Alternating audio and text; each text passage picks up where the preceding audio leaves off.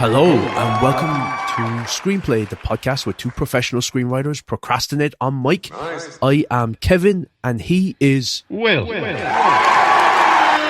And usually we take something topical and pick a top three from the big and small screen, but we're kind of in a no man's land at the moment where there's not much in the way of like the big movies. Like, what is it that's coming out at the moment? Devil Wears Prada 2. We just had Lee Cronin's The Mummy, and neither of those are something that we want to riff off of. So we're doing something different, and this was your idea. Yes. So tell them what it is. Okay, so we're going to play a game, and this is one of those games that everyone, if they want to, all the listeners, you feel free to contribute or take part if you want to. So this is a game that originated about 20 years ago when I was in college, and I have to give huge credit to Liam Burke, because Liam Burke... As a mature student. Probably a mature student at that stage, very mature, geriatric student at that stage. And Liam Burke was the one who came up with this idea where we just started doing these estimate games and online, and you took part in several seasons of this as well. I believe I won my last season. I believe I smashed it on the very last season, and then you retired the box office league. No, I'll tell you exactly what happened. But I did win the very last one. I did storm it. No. Remember? No, you didn't win the last one. I can actually drag up the results right now, and we can find out what happened. Alternative facts. Because what happened was COVID was the thing that broke it. Okay? COVID broke it, and now we're kind of back in the zone. The idea is that at the beginning of the box office season, we curated a list of, it used to be something like maybe 20 movies, like a film that would come out every week. And we would guess, everyone would guess how much that film would make by the end of the season. So, by the end of, let's say, August 31st. And the scoring was done by whoever was the overall closest box office predictions. Guessing what you think the films are going to make. Yeah. And it was great fun. If you want to come over to our Patreon and become a free member, you will have access to the spreadsheet where you can put in your own predictions and play along with us. Yeah. So we're hoping that some of our listeners will do that. And if you win the league, if you're one of the people that wins it, you will get 6 months free to our Patreon. You'll be able to become a Patreon member for 6 months for free. Subscribe. Join in on the crack. Yeah. But I presume we're going to do a follow-up episode on this at the end of the season. We'll have to do a wrap-up episode at the end of the season. Yeah. There'll be a link in the show notes to our Patreon. If you click on there, there'll be a post that's available to all members where you can get access to the submissions form. And I'm going to be the one who's trying to wrangle the spreadsheets as I've always done. And so I'll be putting the spreadsheets together and keep track of who's doing. And also, you guys are going to get an advantage because you're going to be able to hear what our picks are. Yes, what our thinking is. And what kind of puts us at a huge disadvantage because people can tactically play against us. And this is going to be slightly different to how we used to traditionally play it. We're predicting the worldwide grosses that the films are going to take. I've given Kevin a list of the films that we're going to do our predictions on, and we're going to share our predictions and thinking. But before we do that, we were also going to pick our top three of blockbusters. And so my number three, Independence Day. What was your number three? That was an honourable mention of mine. I was going to do blockbusters that we haven't talked about a million times. My number three was Talladega Nights, The Ballad of Ricky Bobby. My number two was Twister, the first Twister. I was going for the sort of the big spectacle ones that weren't that pretty good. I remember being in San Francisco in summer of 2000, being so excited to be in America to see blockbuster movies coming out in America. And it was a complete season of duds.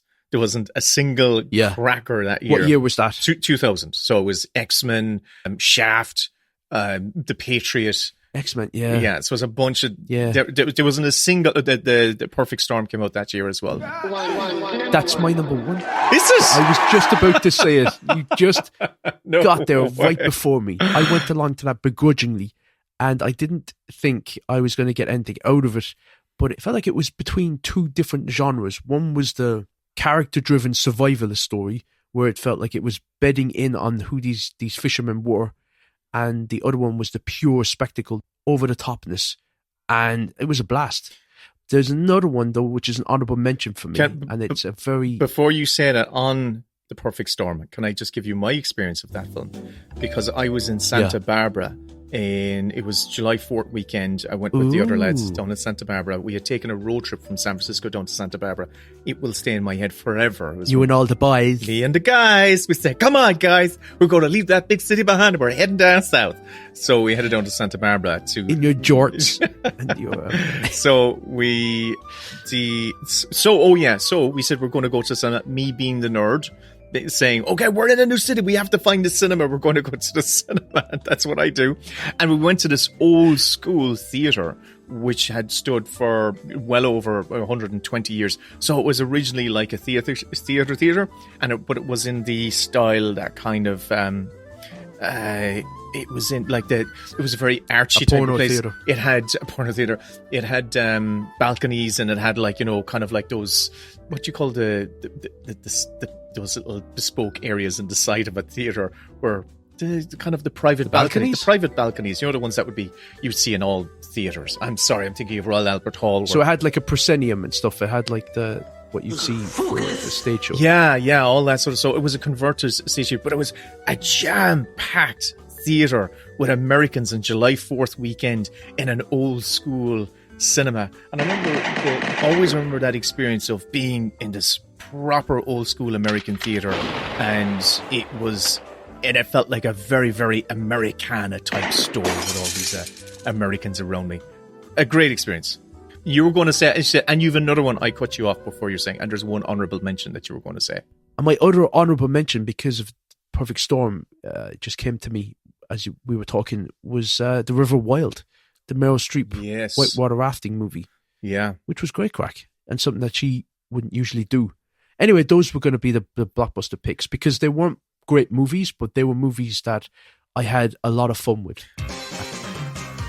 Rather than going down the thing of saying like, oh, The Matrix and Speed and True Lies and stuff, which I've said before. I was going to mention The Mummy. Or The Dark Knight. The Mummy was one I was going to throw in there. I saw that in DVD. That was one of my early DVD purchases. Yeah.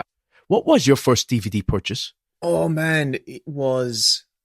I can remember my first three. Tell me. Well, I can go on. Tell me your first three. Mask of Zorro. Okay. The Thing DVD. And we were just talking, and it was just gone out of my head. The Mummy? That was one of my early DVD purchases. Oh, it's gone.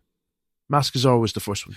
I think for me, one of them, I got like a couple together, and I think Michael Collins was one of them, because it was one of those DVDs, early school DVDs, where you had to flip the DVD over halfway through, or there was like... That's very early. Mm-hmm. That's very early. Yeah. I used to hate the Warner Brothers cardboard snap cases. Those are the ones I had. It's like, why did it?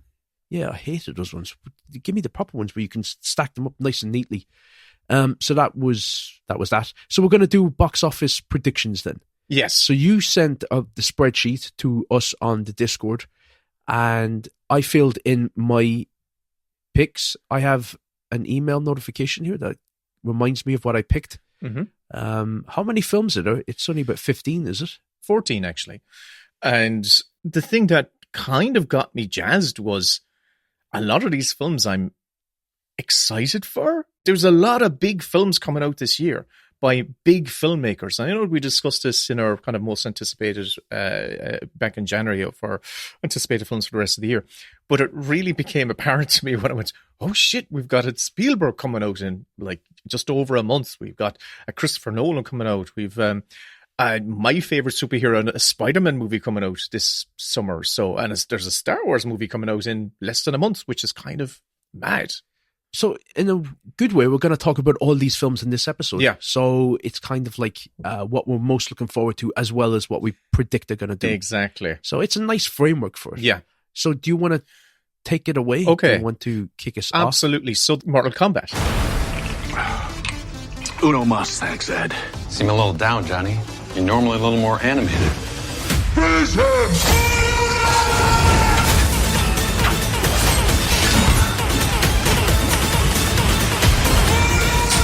Yeah. So yes. Apparently, Mortal Kombat did not do well. That it was, for its budget, it was an underperformer. And I think that has to do as well with COVID. Big time. You have to factor in that this was a COVID release. So everything was skewed when it came to that particular time. It was... You have to also see how did it do. I can't remember who actually released it digitally, but it seemed to do well. There seemed to be a lot of kind of interest and traction in that film. Did you ever see the first one? Have you? I don't know if you have seen that first Mortal Kombat film. No, as I said on the Super Mario Brothers Galaxy thing, not even the 90s one. So this is just a blind guess for me. Yeah. And I mean, the trailer to it looks goofy and fun. Like, I can't remember what the first one was, how it was marketed, but it just didn't appeal to me. It just looked like one of those films that was ashamed of its source material. So it was trying to work around that, whereas this one feels like it's completely embracing the fact that it's a video game. So it just looks like video game rounds.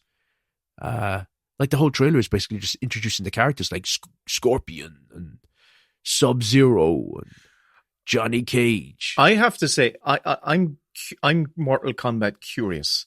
I was never a huge Mortal Kombat fan. It was a fight 'em up that came out in the 1990s, and it came out in one of those eras where it wasn't video nasties. It was the headlines on the tabloids were video game nasties. The video games are corrupting our youth and whatnot. And this is one of the games that they would have pointed to as a corrupting element because it used, heads, skulls being ripped out of bodies with the spines dangling, and it had extreme finishing moves and whatnot. And when the game series was rebooted in the mid-2010s, they really went to town on embracing the graphicness of the deaths. So when you were doing a finishing move, they actually did this really inventive technique where they actually used an X-ray camera. So it was an imaginary X-ray camera. So let's say if I was punching, let's say, fictional Kevin Lahan's face, we would go into slow-mo. You'd never get close to me. Yeah, with your cat-like reflexes and those claws. Get away from me. And we'd see your jaw shattering. There was all this kind of mad lore created around Mortal Kombat in that Mortal Kombat universe of like time bending and multiverses and all this sorts. It got really, really kind of big fast. You can do modifications, though, can't you? Where you can have like Jason Voorhees fighting Sub-Zero, or you can have Donald Duck fighting Sub-Zero. They brought those in, yeah. They introduced like licensing tie-ins with other franchises, and they brought in characters that would feel appropriate in this graphic, violent Mortal Kombat world. Sorry, not Donald Duck, Donald Trump. What the fuck? What's the difference? That would be fun. What's the difference? They got the best moves. They got the best moves. But what I will say about the Mortal Kombat movie 2021, it was made by Simon McCoy. I have to say it did at least embrace the kind of the earnestness, or not earnestness, but the po-facedness of the series. How self-serious it was taking itself, but also it was kind of a little bit cheesy. But also it embraced that graphic, violent finishing move aesthetic. So when you watch when you watch the fight scenes, it's almost like the kind of not horror, but like torture, almost like torture fight scenes where it's like, oh my God, are they going to do this? Are they going to rip someone's liver out and shove it down their throat? Disemboweling somebody. Yeah, that sort of stuff. Yeah. So that's the appeal of this franchise. So here we have the same director. I think a lot of people felt the first movie was a decent kind of like encapsulation of that. And I think same team back doing the sequel. You never know. It doesn't look that violent, though. It doesn't look like it's going to be more violent. It looks more like it's goofy in a good way. Like, as I say, I will watch that new one because the trailer appealed to me. It had a sort of a sense of humor about itself. And it's got an R rating. It's garish and over the top. It's got an R rating. Oh, does it? Yeah, okay. Yeah. All right. Yeah. So it's going for that audience. It knows its audience. And it's not trying to pull its punches. Excuse the pun, totally intended. So, where does your head land at with your box office prediction? To give you a bead, the first film it only had a production budget of 55 million. It made domestically 42 million, and globally it made 84 million. So not, I wouldn't say a direct profit, right? Considering marketing and all that sort of stuff. But where did your head land at? It's hard to judge how popular this film is going to be when it didn't have a proper release the first time, but I still went with there must be some interest in this film. However, I went with the old school thinking of sequels, which is they make about 2/3 of what the original made. So factoring in 2/3 of the original plus a little bit more appeal for this one because they're making a sequel, I decided to also go with 84 million. So I put it right back in the same category. You never know. Yeah. Yeah, you never know. This one looks like and this is not to be disparaging, but it looks like a video release kind of film. Like a kind of an Event Horizon type of film. It might do all right. It might do 40 odd million, but it's going to do really well on video. And I suspect that most people will wait to watch this at home and will watch it. But whether they'll go up to the cinema, like what is it up against? What's coming out that around that time? My feeling is that the first one earned a lot of goodwill from the hardcore fans. And yeah, there's no horror movie out in this kind of like for that like older teenage audience. I feel there's we're going through a bit of a 90s nostalgia kick, or like a nostalgia for the 90s for people who never lived in the 90s kick. And this is very much that. Demographics for the new Michael Jackson movie, they were all like the oldest person seeing that film was like 25.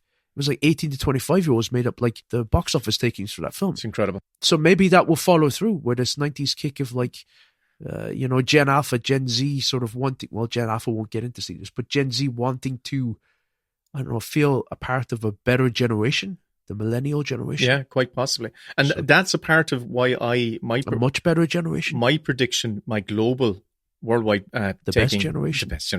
My global prediction was for Mortal Kombat 2 is 200 million. So I think it's going to make 200 million. You went 84 million, I went 200 million. So I'm giving it more of a hit. I think it's going to make a little bit more money. That's a big hit. That's a big hit. Like, yeah, 200 million these days is a big hit. So you'd be surprised. It can happen. It can happen. You're looking at that saying it's going to make like 120 million overseas and 80 million in the US. Yeah. I don't know about that. Good luck with that. I might be totally wrong. And these are always the feelings. This is always this is a part of the game. I'd say you're very wrong. This is a part of the game, right? I'd say you've just shot yourself in the foot. Hold on a second. When we were playing the game, we had the same players over and over, like, we played for years.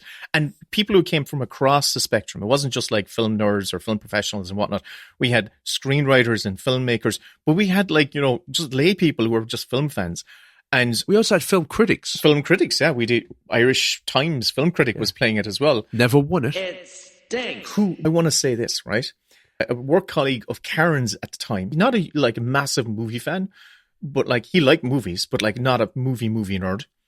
Every single league. If he didn't win it, he was in the top 3 every single league. And he played it, I'd say, 10 seasons of it. And he was consistently... Okay, I don't remember him. He was ice. Because I was usually... He was amazing because... I was usually right up there at the top. I was winning it or coming second. But it was, though. But it's amazing to see someone just nail it every time. Flowers. And also, this is a moment for us where we... Did you ever win it? Yes, I did win it. Yeah. I think I won it twice. Out of 20 years, I think I won it twice. Okay? Well, your Mortal Kombat 2 pick kind of indicates that you're going to keep that record. This is where we're going to be looking back. But if I fail on this, I could make up the difference somewhere else. Sure, Jan. Which brings us to our next title that's in contention, and a title that bothers me. Yeah, should be the other way around. Grogu and the Mandalorian. Yes, that's the way it should be. We've all heard stories of the Mandalorian bounty hunter and a child. Hang on.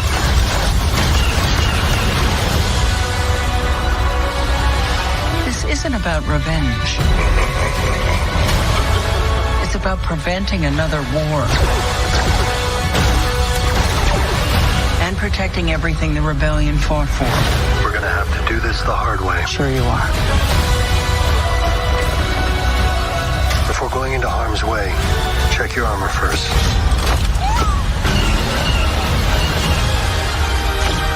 to say Grogu and the Mandalorian. Easy. That flows. Yeah, easy. Yeah. It's an easy. Yeah, it's Grogu and the Mandalorian.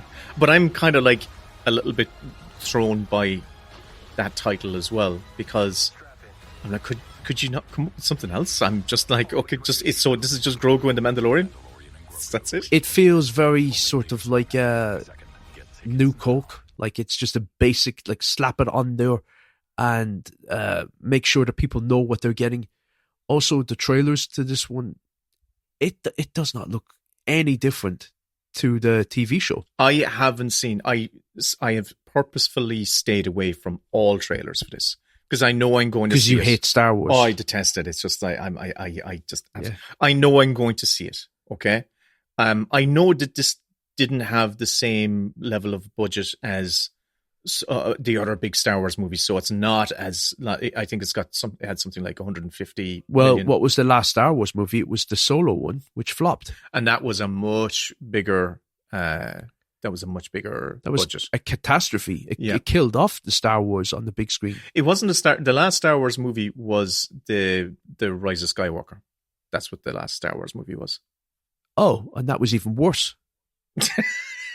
That killed off JJ's career pretty much. It'll be very interesting to see how this goes. It'll be very, very interesting. I will say, though, Andor Season 2 is amazing. The best cast of any Star Wars, going back to the movies, all of it.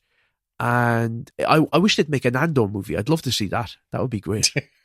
It was called Rogue One, Kevin. I wish they did a redux of Rogue One. I think I'm going to be really disappointed when I go back and watch Rogue One, because I'm like, who the fuck is Jyn Erso? Go away. I don't want Jyn Erso. I want the gang from Andor. How far into Andor are you? Episode 4 of Season 2. Ah, good.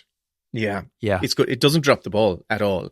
And it highlights to me that there are still legs in the Star Wars universe yet. If they can... We'll see. Whatever the next release is after The Mandalorian and Grogu. I think it might be a Starfighter movie, the Ryan Gosling one. Oh yeah, they're making that, aren't they? That could be good. Ryan Gosling's got good taste. Yeah. But your feelings on The Mandalorian and Grogu, are you excited for it? I'm more. I would actually say I'm nervous because I want it to be good. I desperately want it to be good. And I feel that there isn't. This is just me reading the tea leaves of the vibes, and the vibes are from like looking at the world. The vibes are, it's not like, creating this, big groundswell of anticipation for it. So yeah, I'm a little bit like I'm hesitant. Sigourney Weaver's in it. Oh, she's in the. Oh, okay, right, okay. Oh, you know nothing about this. All I know is the Mandalorian. It's got Grogu and the Mandalorian, and that's all I know. And I've watched 3 seasons leading up to this. This is the other thing. Will people need to have seen the seasons of the Mandalorian to get this? I assume that they will do it in a way where people won't have to watch any of that. Do a stuff. recap previously on the Mandalorian and Grogu.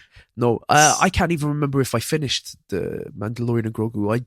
It started to spin its wheels a little bit for me. Yeah, I cannot remember what happened. Season 1 was fantastic fun. Season 1 was great because it felt like a Saturday morning cartoon. Yes. So I put the Mandalorian and Grogu at 395 million. Okay, actually, I'm not a million miles away from you. I gave it 350 million. So you're 5 billion miles away from me. Well, no, not really. Oh, 45 million. 45, okay. Yeah. Because I'm kind of thinking, I don't know if there's the anticipation for the film out there. And I want it to be brilliant. I want it to be a blockbuster. I don't know if it's out there. Well, I'm a casual Star Wars fan, and meh. And you're a diehard Star Wars fan, and meh. So. Well, I haven't. I'm not. This is me anticipating. This is not me saying this is how I feel. I always make my guesses on, okay, how do I think this is going to do gangbusters? And I'm like going, I don't know if it is. I don't know if it is going to do. I don't feel it in the water. Next one is Masters of the Universe. Let me show you what real power looks like. You can try. I have the power!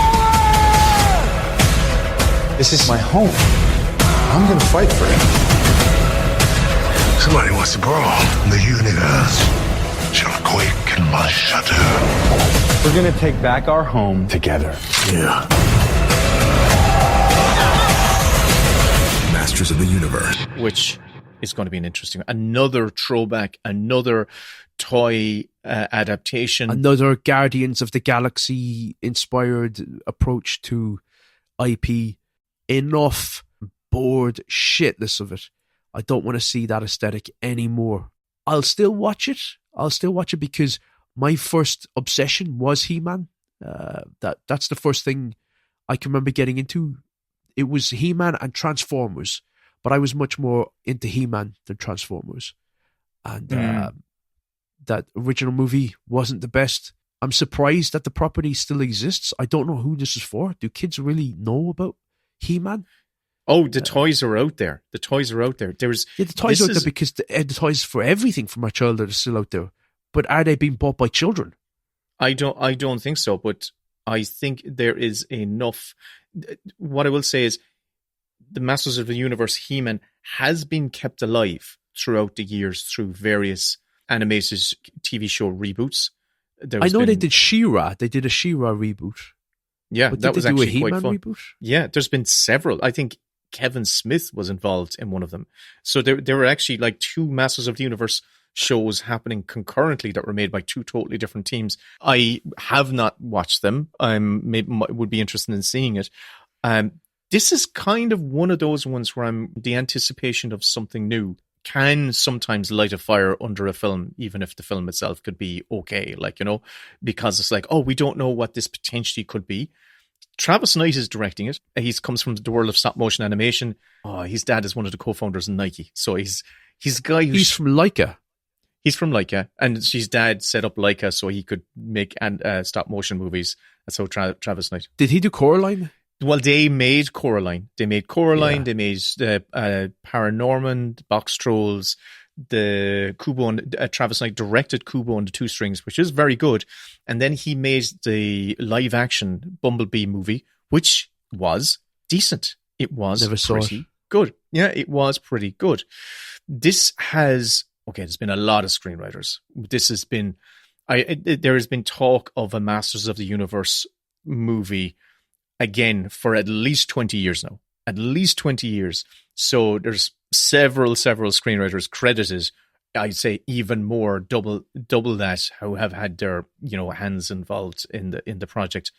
I agree with you. It feels like it's trying to go for a Guardians of the Galaxy type vibe, where it's fun, it's biting, it's kind of glibness, we'll say. But I think there's a curiosity. That's what I would say. I think there's a curiosity from audiences to see how this goes. And if people go, oh, that was actually pretty good, you should go see that. The newness and the curiosity could bring a kind of a bigger audience along to it. So that's already tipping my hand to say that I've gone a little bit bigger with this one. I've estimated this as 400 million worldwide. I think this is going to make 400 million. Okay. I said 200 million. Okay, half. We are already, our ships are sailing in different directions. How is this for people at home? Are you enjoying this? Is this okay? Will we keep going? We're going to get through them. We got to get through them, because this is, to me, I don't, maybe it only appeals to spreadsheet nerds out there, but to me, I'm like going, I'm all pumped for this. I'm all pumped for this. This is all projections, predictions.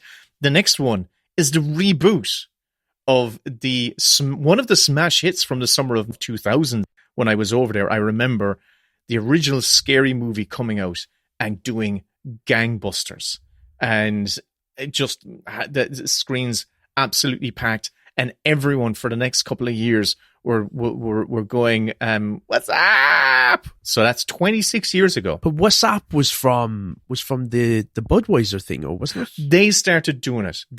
I remember it being in this. What's up? Yeah, but they were spoofing the Budweiser commercial. Okay, well, there you go. I remember it being, that's where I remember it from. What's up? No other movie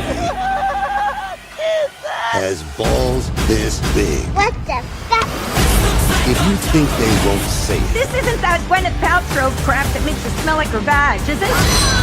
if you think they won't show it, finish her. You're dead wrong. Should we hug? I really want to, but I'm a Republican now, so I'm supposed to be racist. Oh, girl, I think all white people are racist anyway. Oh. Scary movie. So I don't have any nostalgia for the Scary Movie franchise. I liked some skits in them. I found the original Scary Movie films, they got better when Leslie Nielsen came into them, but they were originally, when the Zaz guys took over, but they were originally very kind of crude. They had some good moments, like the Regina Hall character. Lord of my heart attack! Sam, this is some scary shit! To me, the Scary Movie films, they were the first time that I became aware of Anna Faris as a brilliant comedic actor, and she amazing. She saved that entire franchise. She was her and Regina Hall. They were the two stars. And from a comedic film point of view, was Anna Faris's career was the one that when she went on and did her own things, she was the one that I thought, oh, she is just so good. She is so good, and she was great in Scary Movie. Yeah, I remember her doing that dramatic run. I remember she has this really bad dramatic run out of a scene, and that's in the performer. That's not in the script. That's her being just naturally funny. There's a very funny one as well with James Woods where they're parodying The Exorcist. It's gotten worse, Father. Really? The child won't even let me touch her. Yes. Sometimes you have to give them candy. So I'm curious to see, because a lot of the original team are back for this film. And I know the Scary Movie... I back up a bit? Yeah. Of these films that we've just mentioned, Mortal Kombat 2, Mandalorian the Grogu, Masters of the Universe, and now Scary Movie, are you going to see any of those films? I'm going to see... Yeah, I'm actually going to see definitely Mandalorian, Grogu, Masters of the Universe. I'm not sure I'm going to see Mortal Kombat 2. I will watch it. Are you going to go see Scary Movie? I might go with Adrian. I think it will be a good one to take Adrian to go and see. Okay. Karen's cousin. If the reviews are good, I might go see it. But so far, I'm not going to see any of these. Did you watch the trailer? For Scary Movie? I did, and I can't remember much of it. I just know that they were parodying the Halloween movies, like the way that Anna Faris is introduced. She's like Jamie Lee Curtis from Halloween. You know, she's like all jeans, long frizzy hair and stuff, and basically like a redneck. I will watch it for Regina Hall because Regina Hall is just brilliant in everything. Like she was always a standout in those films, and Anna Faris as well. Simon Rex is very good when they brought him into them. But the Wayans brothers, I don't really. They've never made me laugh. They themselves, I don't think, are great. I agree with you. It's the Anna Faris, Regina Hall combo are the things that are going to bring me back to this. And I watched the trailer. There were a couple of moments where I did chuckle, and I thought, enough time passed? Has enough time passed for there to be such a swell? Because horror movies have been quite popular, have made a lot of money. The Terrifier series, even though I have never seen a single Terrifier film, the Squid Games and whatnot, I went, maybe now is the time to give us a spoof of all that sort of stuff. And I will be going to see it probably with Adrian. I hope it's good because I would love to sit in the cinema and laugh with an audience. That's kind of what I want to do. I just want to laugh. I genuinely just want to laugh. I live to laugh. What did you give this? You can tell it's late. Will is exhausted. No, it's late. 10:54 in the AMs. What did you give it, Kevin? Get a job. I gave it 175 million. I wasn't that far off. I gave it 145 million. So we're pretty much in the same neck of the woods. Sure, Dan. The next one is the big one for me. Now, this is the one that I hope will be good.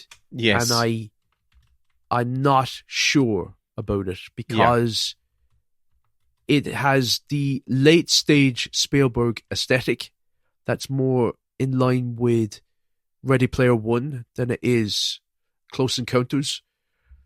I like grounded Spielberg where the majesty and the magic comes from his camera moves and his blocking, and less from his special effects, like CG effects and production design.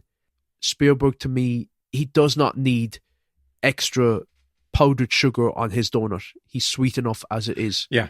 And Disclosure Day evokes a lot of the things that I don't like about late stage Spielberg. This 79-year cover-up of the truth has to end. It's the two of you. It's always been just the two of you. What happened to us? The human race cannot accept what we know. Whatever happens, don't you let go. Too much CG, too much over-designed sets, and too much lens flare.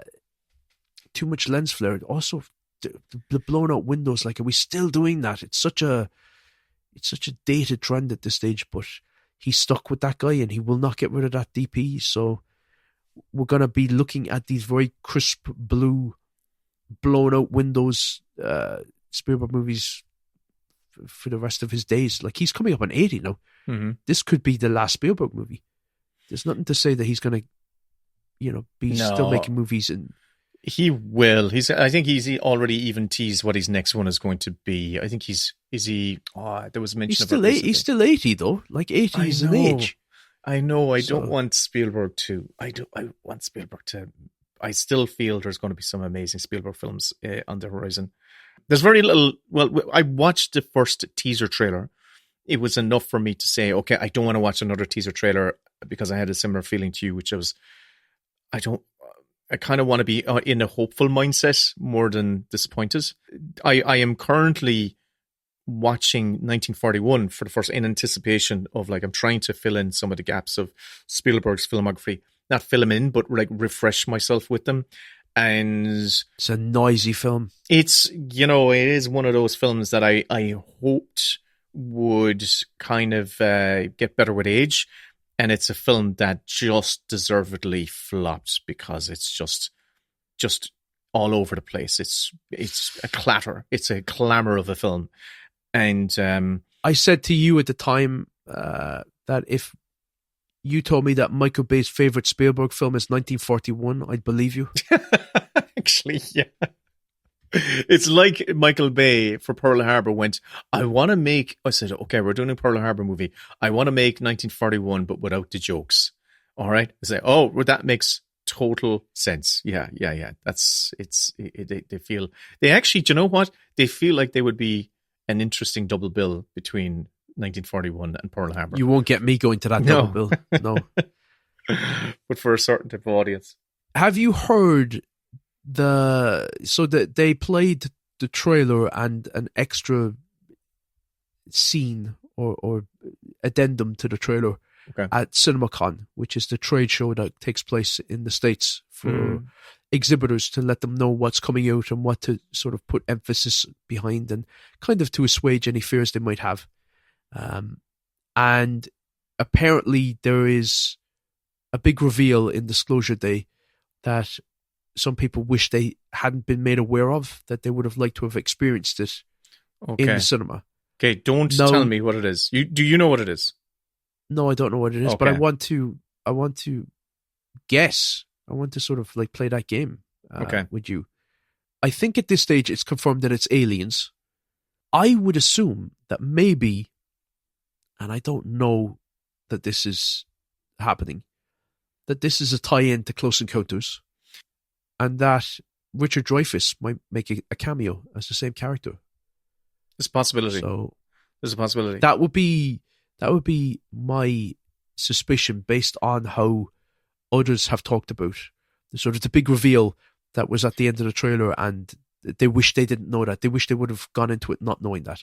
So I would assume that it probably Richard Dreyfuss might have a cameo in this, and I've got as the same character from Close Encounters. I've got an alternate theory, which is a theory. Okay. Theory. I actually specifically, because I was thinking of Maura Higgins right there when I went, I'm just going to go theory on it. Fanny flutters.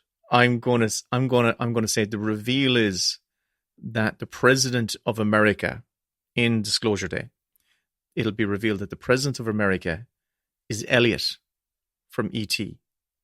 and that Elliot has been. Are you being serious now, or are you just like trying to be funny? I love the way trying to be funny. I know I'm not being funny, but I'm trying. You said you wanted. Well, to I know that, but I don't know whether you're trying to be funny. I don't have to try. I just am naturally hilarious. Excuse me. Hilarious, absolutely fucking. Oh my god, Ellie went. Whatever. But what if I'm playing the game? I'm playing the game, right?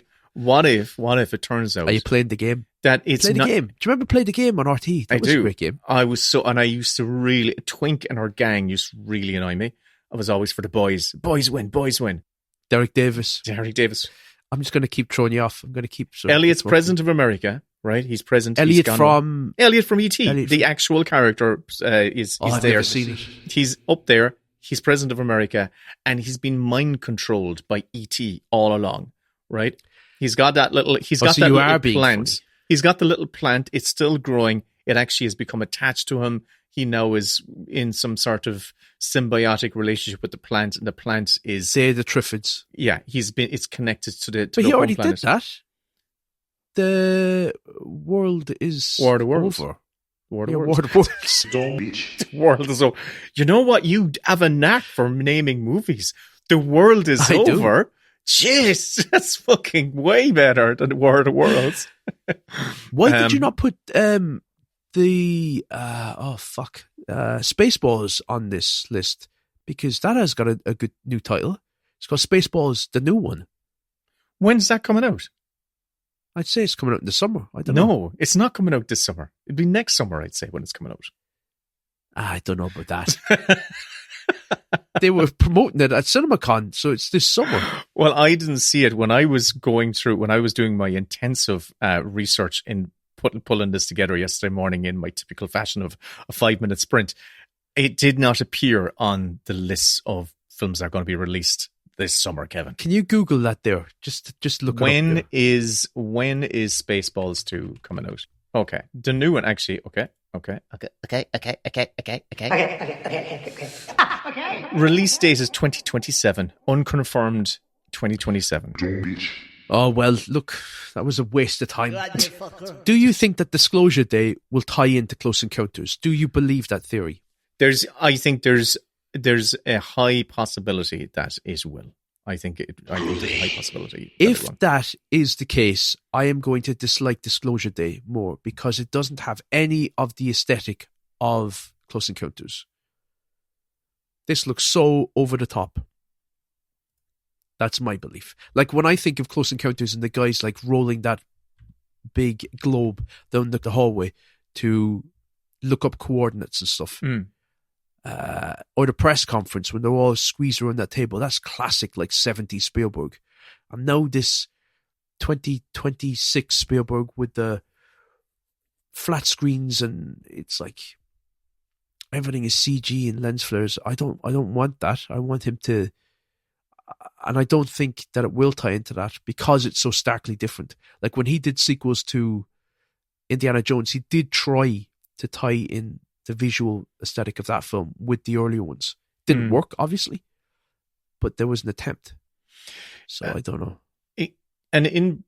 When it comes to prediction, it's funny when we're playing this game. Looks more like a sequel to the Independence Day than fucking Close Encounters. When we were playing this game before, you can overthink this stuff, right? When it comes to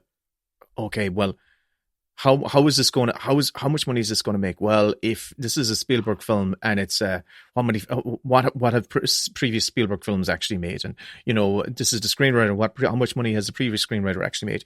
But in actual fact, the truth of it is that how is the trailer actually playing? How well is the trailer communicating and hooking an audience and communicating to them that this is a movie you want to buy a ticket for? And I've often found it, and because I've made the errors in the past, that if you do not have a trailer that is making you in your gut feel like that seems like it's fun, then you're not going to pull people in. That's my instinct. They're obviously. Is Spielberg a draw anymore? Do people like Spielberg? Isn't. I genuinely don't think Spielberg is like people are going, oh, we got to see the new Spielberg movie. That was the 1980s and early 1990s, and there was even times when that didn't work out. On saying that, people think Ready Player One was a flop. It wasn't. Ready Player One domestically did 137 million, but worldwide, Ready Player One made 583 million. Costs a lot of money, and it probably I am not really sure what the production budget is, but it made a lot of money. 500. It definitely was a profit. It definitely was.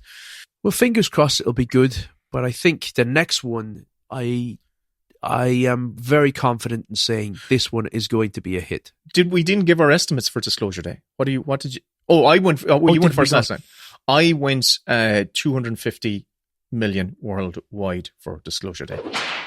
I went 300 million. That's actually not too far off from each other. We're in the same ballpark. But yeah, the next one, Kevin, is the one that a lot will depend on the reviews to Disclosure Day. If it gets good reviews, then I think more people will go. It's word of mouth. It's word of mouth. It's all down to reviews. Aren't worth anything. It's word of mouth. If you get the groundswell, if you get the influencers liking it, then you're flying. Oh no, fuck them. I think genuine word of mouth, like the people that you are hanging about with in your day to day, if they like it, online word of mouth is worthless. Yeah. It doesn't mean shit. And that's all gamified now itself, like on Rotten Tomatoes with the popcorn meter, where it's like a film will come out and it'll get like 25% from critics and 90% audience score. And it's bollocks. It's all, people protecting the stars in the films that they want to see do well. But the next one on the list is Toy Story 5. Bonnie, there's a package for you. Hi there, I'm Lilypad. Let's play. Oh, extinction, not again. I want to talk to you, Device. Me and the toys have been working all summer to try and get Bonnie to make friends. Yeah. You're not even listening to me. I'm always listening. See? Me and the toys have been working all summer. Now in Spanish. Al otro lado de la calle. What? Came here as fast as I could. Woody! Who goes there? Whoa. I come in peace. It's been too long, cowboy. What are you, some sort of old man toy? What? She thinks you're old because you're bald, Woody. Bonnie needs help from someone from the same century. So long, toys. Our mission on this planet is to make a child happy. We're gonna need backup. Buzz, you stay here. I'm going with them. You don't think I can do it? Buzz, no! Nice poncho. It's good to see them fighting again. It sure is. I've gone very high with this, but I think it is justified because the last few of these films have also crossed the billion mark. Yep. And I think the Toy Story films, they have managed to be incredibly not just prescient, but timely. Like they have focused on things that, as I've said to you before, a film has got to justify its existence, and a sequel definitely has to. It's got to have a reason for being. It can't just be because the first one did well. So they're just bringing everybody back for a sort of a victory lap. The Toy Story films, they have really, I feel, strived to tell a story, and they just use that cast of characters. And this one is about technology, and so that feels very timely. We've got Lilypad as a character, so she's sort of like an iPad, and that is sucking up the attention of the little girl character. And the toys, there's a great line in it which is like, toys are for imagination or something like that. Toys are for play. Technology's for everything. So it's like, it's a big, scary doorway that is opened up by allowing kids online and playing with things which are online. Yeah. And I think this film is going to do really, really well. I think that people have bought in on this franchise and they know that they're going to get a good return on investment. So you take the kids to see that film and it's going to pay off. And I've gone for 1 billion. Toy Story 5. And you know what? I saw the numbers. I saw that Toy Story 3 and Toy Story 4 both made over $1 billion. But I said, oh, golly gee, that was before COVID. And I thought, so I took a little bit of COVID tax off, or I kind of feel maybe people aren't going to go see it. And I said 800 million, right? But I regret that because in second thoughts, I'm also looking at Super Mario Galaxy, which is not a very good film. And that's made gangbusters. It's probably going to break $1 billion, I can imagine. So, and all those Minion movies it's doing less than the first one. But still, it's making a lot of money. It's a lot of money for a film that's not very good. So I do think so far, this has been a very profitable year for cinema. I genuinely, that's why I'm excited for this, because I'm looking at the continued release schedule and I'm saying there are potentially big, huge breakout films here this season. And every time we have played this game, we have been blindsided by the films that flopped, but also we've been totally blindsided by the films that are a huge success. And it turns out that everyone is a great predictor with hindsight. We look back and we go, well, of course Top Gun Maverick was going to make money. Of course it was. But when you were going into it, would you have said it would make money? Have you met an SP?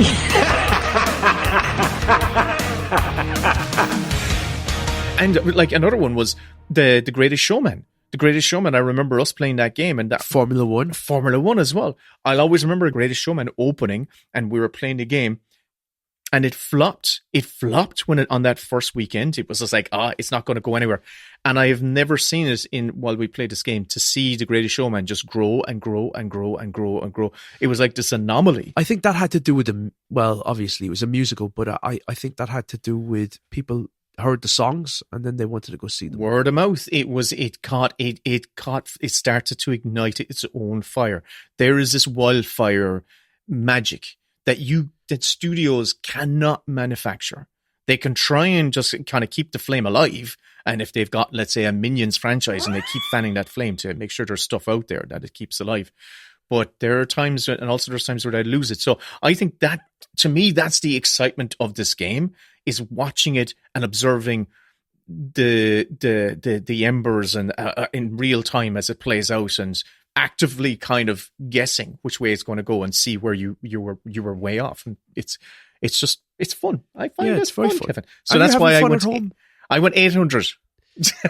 I went 800 million. I went 800 million for Toy Story 5. So a little bit less than that could make a big difference. Yeah. So the next one is Supergirl. I, Kara Zor-El, hereby declare the 23 will be the best year yet.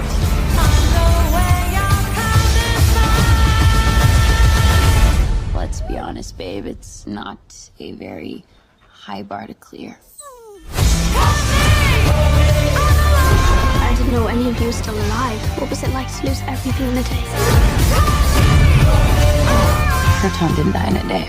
The gods are not that kind.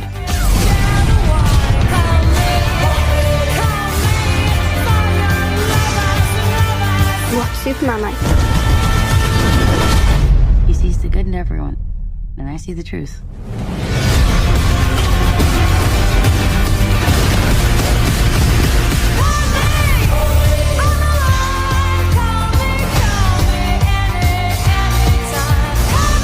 Now, yes, this is another one of these films that looks like it is taking its playbook from Guardians of the Galaxy.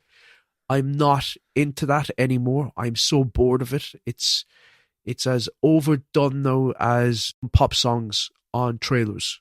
We need a new approach for selling these stories and selling these movies and stuff. And I in every trailer now, there's the dun dun dun dun dun dun dun. Yeah. Da-da, so that kind of thing, and it's just like, come on. Supergirl, I don't think it's going to do as good as Superman, which underperformed. That did 600 million.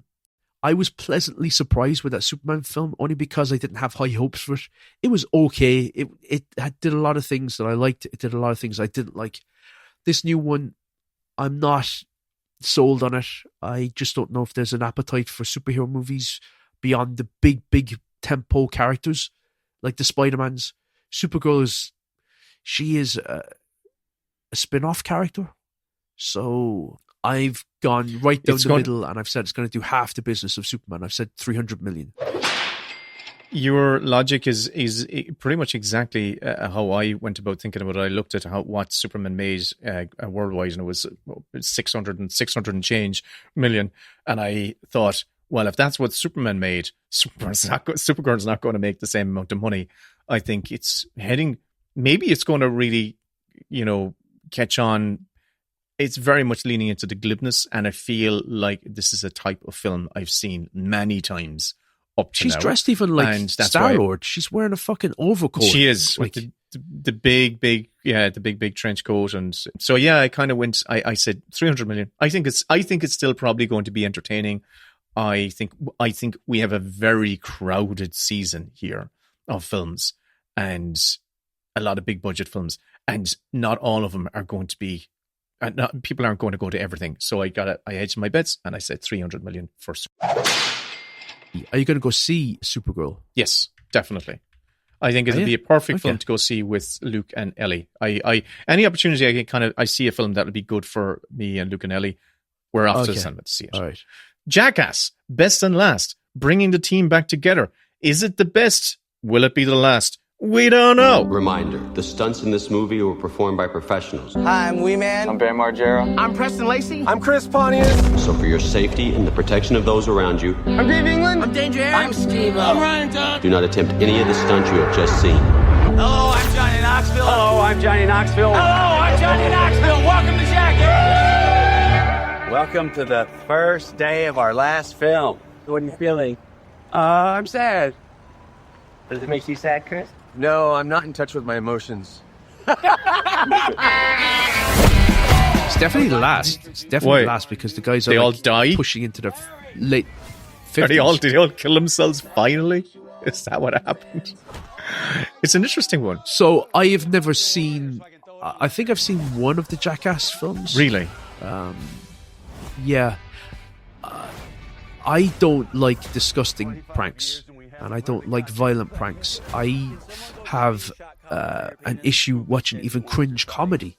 Like, I don't know what it is. It's just that if I'm watching a comedian die on stage, I am burning up. I am in physical anguish watching that. I don't get any kick out of it. Pranks, you know when they do those prank things where they will send somebody into a shop and they've got an earpiece and they'd have to tell them, I want you to dance like a chicken. Yeah. And I want you to I can't watch that stuff. It's just mortifying to me. And the Jackass films are that, but then also like guys getting blown into the air from a sewage pipe and or having their testicles like shot with an air rifle, and I just don't torture enjoy it for humor. Yeah, it's just it doesn't work for me, so I'm probably not going to see this because I've not seen any of the others. Funnily enough, I, for some reason, watched, I think, Jackass 3D. Maybe it was Jackass or Jackass 1 or Jackass 2. I can't remember. It was on TV recently. I remember you saying you loved it. No, I didn't love it. But this is the Jackass. I remember you telling me something and you were laughing your head off. Let me tell you. I'll tell you what I was saying. As I don't recall any of our conversations in the last 5 years. Hyperbolics. This came out in the the era of the Attitude Era, where everything was loud and crass and fuck you, and I think Jackass typifies and is almost like the apex of that era. I kind of hated all of that attitude. I hate all of that, we're just going to punch each other in the face, and isn't it great fun how we're destroying each other. However, there was something in the Jackass films, an element where there was a sense of camaraderie. And it was only there, I could see a lot of self-destruction going on, But I think it might have been in some of the individual relationships. I don't know whether it was Johnny Knoxville or whether it was, or the Spike Jonze element. I don't really know. I used to enjoy the TV show. There was something about these films that I think it was them. I think there was something about them where you kind of felt that they're not all complete horrible bastards. There's something sincere in them. I do think there's a decency to each of them. Like, they don't come off to me like bullies or. That's the thing. There wasn't a bullying vibe, or it didn't feel like Steve-O that was... comes off great in interviews, and so does Johnny Knoxville, and they seem like good guys. But I find that sort of bro-ishness a bit oppressive. Like, it's sort of like it's like what you were talking about with your brothers, where it's just like punching you, like, stop hitting yourself, stop hitting yourself. Yeah, and that's why in it, when I watched the guy, the skater dude, Bam, I think his name was, and a part of his sticks was how much he tortured his parents. I detested. I detested at the time. It's worse now. The abuse he subjected his parents to, like setting off fireworks in their bedroom, setting off fireworks in the dad's, like, you know, his business van as he was setting off to work, and you know, and it's like dangerous. It's torture. It's abusive. Did not like that sort of stuff. But then there was other stuff where they were in, I think Johnny Knoxville's laughter of how Johnny Knoxville was the guy who would say, I'm not going to ask anyone to do the worst stunts. I will do the worst stunts myself. So Johnny was always the one who did the worst to himself. He's in bits now, though. His body is in absolute ribbons. He can't do it. He actually cannot. He cannot get insurance to. That's why this is the last one. Yeah. But they have a new generation. Bring us to what we thought. Well, just to give you a recap on how these films have done.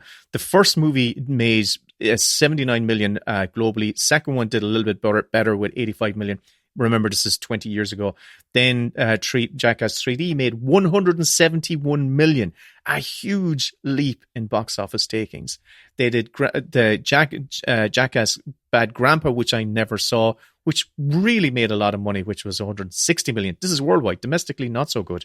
Then Jackass Forever, the reboot, which came out 2022, did 74 million, which I think is kind of decent for what I would consider to be a pretty dormant franchise. So where did your head go to when making your estimate with this one? I went 100 million. 100 million. And I went 80 million. Okay. That leads us on to the next big animated sequel from a big, gargantuan animated franchise, which is Minions and the Monsters. Mire, Henry. Hello. Mire, James. Tapioca? You wrote a monster movie? Sí, con pica kaiju. Arr, arr. Oh, là, vaya la spella. Preda mami. Le mega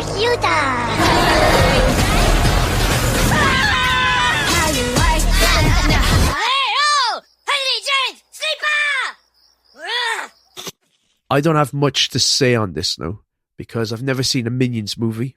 Okay, they're all the same. Include the Minion sound effect. What? But I've never seen them. Minions and Monsters, don't have a take on it. Don't know what to say other than I've gone for 800 million, because there's a lot of parents out there with a lot of kids and they need entertainment. And these films will do that. And these are a known franchise. The first Minions film, which is everyone knows is a spin-off from the Despicable Me movies, the first Minions film made 1.1 billion in the global box office. That's staggering money. And then the second Minions film, now remember, there's been other Despicable Me movies being released in between these to keep that franchise alive. The second one made less with 900 million. I went with 980 million. I gave it a little bit more than the last one. I still think there's life in the Minions franchise. So we both went big. Next one is the live-action Moana film. I know a girl from an island. She stands apart from the crowd. She loves the sea and her people. She makes her whole family proud. Moana, listen. Do you know who you are? The stories are true. The story has just begun. This one, I think it looks awful. It looks really everything I dislike about the current trend of films where it's shot on the volume. The sun is behind everybody's back, no matter who's looking at who. The Rock looks ridiculous. It looks to me like the Tommy fucking Wiseau thing. Oh yeah, the Room. It looks like that. Yeah. But I know Moana is a huge property, and Lilo and Stitch did quite well. So they've had a run of luck with these live action remakes of the animated films. I can't say I give a shit, but I still think there's a lot of people out there that will go along and see this. And I think that The Rock will promote the fuck out of this. He just will not stop. You're welcome. Because he's not doing quite well at the box office. He needs a hit. And I think he will go all in promoting this. So I've said 600 million. You just reminded me of the time the Queen died, and he used it as an opportunity to promote whatever film he had out. I think that was fake. I think that was a fake. Was it fake? Yeah. Nice. But the fact that you would doubt yourself will tell you everything. You're right. We're a huge fan of Moana in this house. Absolutely love it. I'm not a huge fan of the live action. You're welcome. Yeah, I know that song. I can do the rap for that song. I can do the whole I rap. see what's happening here. You're face to face with greatness and it's strange. You don't even know how you feel. It's adorable. It's nice to see that humans never change. Open your eyes. Let's begin. Yes, it's Maui. It's really me. That's become part of our rotary on the sound effects. Now, every time we talk about shit movies, I have The Rock going, you're welcome. Lilo and Stitch. Because I do think he's responsible for a lot of this crap. What can I say? Thanks, Rock. You're welcome. Lilo and Stitch made absolutely a shit ton of money. It made over $1 billion globally, which is staggering. Even though domestically it still made a load of money domestically. It's got a big franchise, but because of The Rock's hair, I just kind of got this feeling of, and Snow White not working out. Also, they had a sequel. They had a Moana 2 sequel just recently, and that was not as good as the first one because it was a TV thing that they cobbled together to make it into a movie, and I think that kind of tarnished the brand a little bit. This is the thing. That's what it's about. There was no...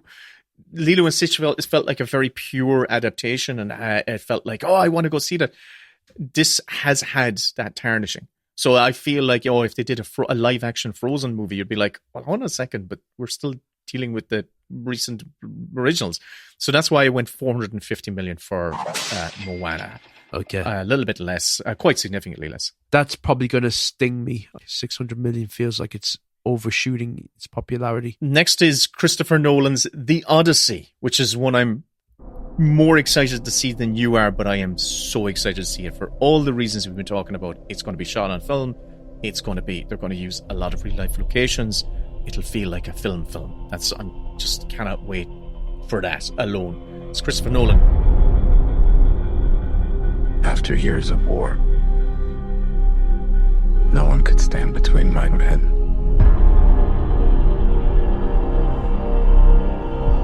and home. This is the film I'm most looking forward to out of everything that's on the list.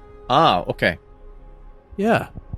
What are you putting words in my mouth for? I thought you said, I'm not looking forward to this before, or you're not. No, I said the trailer just looked like, okay. It looked a bit flat, and I joked with you about, why are all these people living in ruined castles? Okay, yes. There was more colour in the world at the time. Yeah. But I learned recently that Christopher Nolan is colourblind. So that would explain why he doesn't have much colour in his films. That's incredible. Red green colour blindness. What's your... So is Matthew Vaughn, but that's like going in the opposite direction. When I was doing a little bit of research, I was reminded of just how much of a hit Oppenheimer was, which made almost $1 billion worldwide. Yeah, but that had the benefit of being part of Barbenheimer. The Barbenheimer effect. I am aware of that. But still... Because let's not forget that Barbie is the most profitable film that Warner Brothers has ever released. It was like $1.4 billion. It's incredible. It is just... I didn't believe you when you said that, and then I looked it up and I was just going, oh God, this is incredible. I still think that this film, now we have a classic hero story a lot will depend on how the trailer comes out. It doesn't have another film out there to give it that Barbenheimer double bill bounce, which is going to be interesting later in the year because we have the June 3 and Avengers movie coming out on the same goddamn day, which is like... That's not going to hold. They're going to move. Someone's going to move. But who's going to chicken? They're playing chicken and who's going to chicken out first? It will be fascinating. If they actually do it... Oh, my God. The thing. Call back to the last episode. You said zombie chicken. It's chicken jockey. Chicken jockey. There we go. Thank you for correcting me. Kevin, I'll let you know, I went 950 million for The Odyssey. And Will, I will let you know, I went 900 million for The Odyssey. We're in the same ballpark. We are. And I think it will do that comfortably. Because Nolan's movies are an event in themselves. He's got a built-in fan base. He's one of the few filmmakers who people will go see just on his name recognition alone. Yeah. And I think this is going to do great because he's has he not delivered? I think maybe Dark Knight Rises is the closest you could get to a true disappointment. The Dark Knight Rises still made $1 billion, just by the way, just letting you know. It did, but it wasn't very good. So had some great elements. But I think he has... Oh no, Tenet was terrible. That made... I don't think Tenet did well. Globally, that made 366 million. That was a COVID release. Oh. That was the thing that everyone was like going, oh, well, we're counting on Christopher Nolan to bring cinemas back to life. And 366 million in COVID times, still not terrible. Yeah. I'm looking forward to this. It looks like it's going to deliver. It'd be interesting to see how he manages to do the more fantastical elements. He's apparently doing it all in camera. I don't know why he would want to do that. I'm glad he's not going to be, like in Spielberg's case, relying too much on CG. But I do think that Nolan could benefit himself and his movies if he just sprinkled in a little bit of like visual effects. He's built a giant, hasn't he? A full-size giant and something. And something else like the horse, I suppose. Is. No lie, I am not going to, again, this is one of those films that I'm not going to watch a trailer for. I am just going to be there. Yeah, but The Odyssey, like that book has been... Oh, I never heard of it. Around for ages. Never heard of it. Yeah, the space one. That's the one I know. Yeah. We're looking forward to this Ulysses, 31. Big time, yeah. Big time looking forward to it. Ulysses. The next one, that's... Evil Dead Burn. Evil Dead Burn.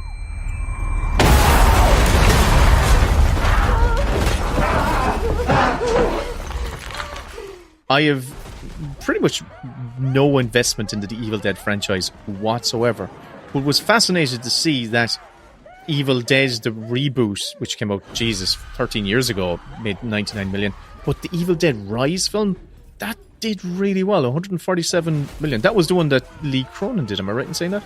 You're right in saying that, and I have gone straight down the line with this and said that Evil Dead Burn will make 150 million. And I said... Because I think it's been bolstered by Evil Dead Rise. Evil Dead Rise or Evil Dead Rises? Evil Dead Rise. Okay. So Evil Dead Burns I think, will do 150 million. And it's just Evil Dead Burn. I know that, Will. That's me being funny. Oh, is you trying to be funny? Okay, very good. I am. I'm trying at the moment because this is like really trying. I didn't like the teaser trailer to Evil Dead Burn where the girl is just walking through crawling through this house, and it looks like the rage virus zombies are ripping shit out of people behind her. I've seen that kind of sequence done so many times. It doesn't feel like Evil Dead to me, but this franchise has sort of drifted away from what made it Evil Dead in the Sam Raimi films, the sort of the irreverent inventiveness. They've gotten very grim, very violent, very nasty, and they've gone down that path with this. And that's why Evil Dead Burn 150 million. And Evil Dead Burn for me 100 million, and that's a part of the reason why I am not as interested in watching these films, because it's gone down that nasty route. The earlier Army of Darkness, Evil Dead 2, they were a lot of fun. I want some cartoon slapsticky fun back into Evil Dead. I'd watch it then. But we got sent help, that's what I'll say. Next one we did is the one that I think we're both probably guessing will be the biggest film. Biggest film of the summer, definitely, but maybe the biggest film of the year, potentially.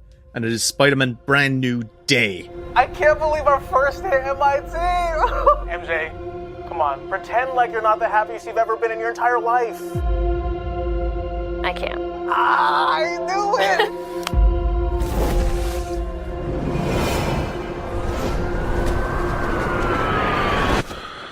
This is our penultimate one, so there's only one more to go after this. Yes, I have given this the most. These Spider-Man movies, they overperform for me. Like, I do not know why they're so popular, but he's got to be the most popular superhero. Definitely. Yeah. He's made... He crushes Superman, he crushes Batman, he crushes Wonder Woman, he crushes, like, maybe not the Avengers, but that's a team-up thing. But, he's genuinely, like, up there is, and particularly the Tom Holland iteration of Spider-Man. Each of his solo films have made more money than the previous. So, like, the Homecoming was the first one that made $878 million globally. The next one, Far From Home, made $1.13 million globally, and then No Way Home. No Way Home almost made $2 billion. 1.3 million. Sorry, billion. Sorry, and then No Way Home almost made $2 billion. 2 billion. That's where we used to talk about, like, the billion breakers, and now we're kind of going, okay, the films that have broken 2 billion are the ones that you have to go wow to. But that one had the benefit of being a team up. It had Tobey Maguire and Andrew Garfield, and it was bringing back Dr. Octopus and Green Goblin and stuff. So it was the first of the multiverse movies, I would say, to really hit. And that was also just a really good film. It was very fun. What have you gone for with this? With Spider-Man Brand New Day, I have said 1.1 billion. That's where I brought it back down to Far From Home level. That's where I'm going. Did you like the trailer? Did you see the trailer? I haven't watched the trailer. I'm going to watch it. I'm going to watch the film, so I'm avoiding the trailer. Apparently, Sadie Sink is Jean Grey. Spoilers for rumored casting. Yeah. Right. The trailer had Mark Ruffalo. He's like a professor, and he's teaching, and I think he's teaching Tom Holland. The Punisher is in it. There's a lot of banter between him and the Punisher. The Punisher's sort of taking the place of, like, Tony Stark. Oh, wow. A little bit. They've got that kind of, like, playfulness where he wants to, like, obliterate people, and Spider-Man is like, you can't do that. Yeah, it looks like a standard Spider-Man movie to me. It doesn't look any different to the other ones. So I've gone with 3 billion. 3 billion. I was waiting for that to register. I was like the highest. You were like a NASA engineer, just like looking at the readouts, going, "Wait a second, what?" And I heard that number, and I went, "Whoa! I'm here juggling spreadsheets," and I hear that, and I went, "Oh, wait." No, I've gone with 1.2 billion. Oh, okay. That's not far off me. I went 1.1. You've gone 1.2. The director, Destin Cretton. Yeah, he was behind Wonder Man, which I actually started the first episode of, and I watched. I really enjoyed it. I'm going to continue with that one. Woo! Also, the Shang-Chi. I finished it, and I thought it was great. Yeah, the Shang-Chi movie. His breakout film was Short Term 12, the one with Brie Larson, and he also did Just Mercy, which is a true story with Michael B. Jordan, which actually was very good, like a courtroom drama. So he's a really good director as well, and I know that these movies are all kind of like going through the Marvel machine. On saying that, this is the first of these Tobey Maguire films that are not being made by John Watts, who had made that trilogy. So this is going to be Yeah, John Watts did Fantastic Four. Yeah, so I'm interested to see what this new director at the helm, how he will kind of like, shape it, and maybe he can't really do very much. We don't know, but it'll be interesting. It's different hands, so I'm curious. Yeah, I love Tom Holland as Spider-Man. He is my favorite Spider-Man, Peter Parker. So I think he's great. Yeah, he's very good. And now our last one is Insidious Out of the Further, and I've not seen any of these Insidious movies past the first one.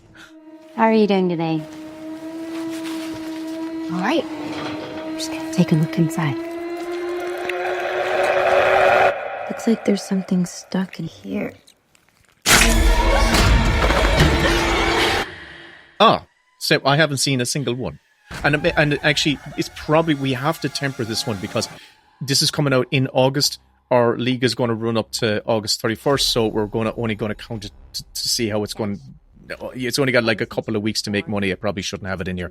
I'm throwing it in anyway. It's going to be a last minute shake things up title. Okay. Well, I've really just gone 165 million just based on how the other ones did. Yeah, I went 175 based on how the other ones did as well. So we're actually not too... I'm not going to see this, so it's like, this is just, it's there for me. I'm just throwing in a number, but I don't really have any take on this franchise. They're there. Yeah. They're very, very popular for a lot of people, but they don't do anything for me. So, yeah. And that's my predictions for this league. The one you're looking forward to the most is, I think we're probably on the same... The Odyssey. The Odyssey. We're both looking forward to the Odyssey. That's our one we're most excited And I would say, about. as a backup, the second one, Disclosure Day. Yes. And I'm also really looking forward to Spider-Man Brand New Day. So... Yeah, and I'm also looking forward to... Toy Story 5. Toy Story 5. It is genuinely of the summers. When I looked at the list, that's why I did this, because I was excited. I looked at this list of titles and I said, there's an exciting bunch of big blockbusters, and this could be the year that cinema gets back up on its feet again. And I hope we have like a big bountiful year for movies, because we need it. If you want to partake in this, we will be putting it up on the Patreon. We'll be sharing the link on the Patreon. Yes, if you become a free member to our Patreon, you'll get access to the submissions thing. And if you win, you'll get 6 months free to our Patreon. And you'll get access to over 100 bonus shows. It's got to be up there now, like about 115 bonus shows. Early access to all these main show episodes, and access to our Discord. And you'll also be supporting the show as a regular Patreon member, and that is hugely helpful to us. Yeah, because this is... Yeah, I thought that'd be a nice thing for us to do, is like kind of make it... And if make there be a prize. And if whoever wins it is already a Patreon member, they will be getting the same 6 months free Patreon membership. And if one of us wins it, we will give it to the second place person, I suppose. No way! I want my free Patreon membership for 6 months. Not a chance. We probably have to have, like, if whoever loses it, whoever between us, we should probably have our own little mini bet between us or something like that. I don't know. We'll do something. Okay, we'll bet this. If I win it, you have to edit the next 6 months worth of episodes. Oh my god. Well, I can do this. I know you can. I can. What